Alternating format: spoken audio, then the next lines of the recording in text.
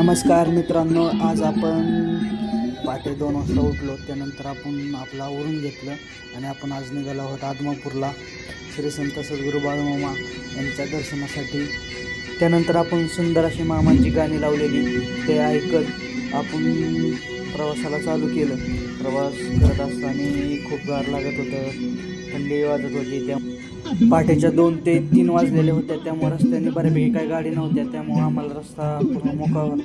7-7:30 वाजेपर्यंत आम्ही पोचलो कोल्हापुरात असं निसर्गरम्य वातावरण बघत, सकाळचं जे धूप म्हणतात ते धूप पडलेलं हे सगळं वातावरण बघत आम्ही कोल्हापुरातून पुढं आलो.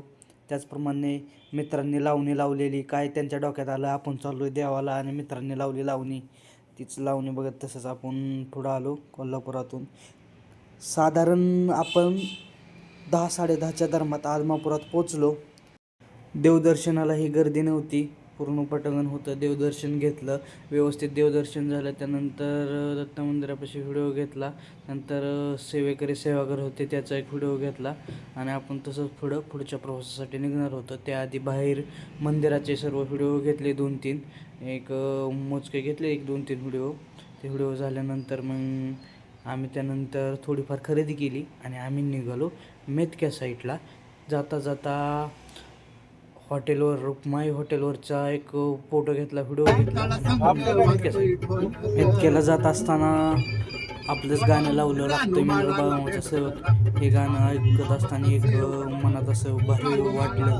मग आज आपण आपलं स्वतःचं गाणं स्वतः ऐकतोय. त्यानंतर मित्रांनाही ऐकवलं आणि तसंच पुढं जाऊन आपण मेतक्यात दर्शन घेतलं. मेतक्यात काय व्हिडिओ काढायला वेळ भेटला नाही, खूप गर्दी होती मेतक्यामध्ये. मेतक्यातलं दर्शन घेऊन आपण तसंच लक्ष्मी मंदिर कोल्हापूर तिथं जाणार होतो, तिथलंही दर्शन घेतलं.